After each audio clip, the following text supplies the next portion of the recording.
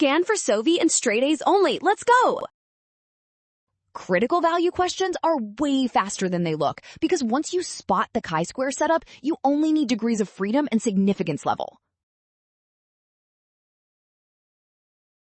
Start with the categories being compared. Snapdragon flower color comes in 3 phenotypes here. So the chi-square test uses 3 outcome groups when checking whether observations match Hardy-Weinberg expectations.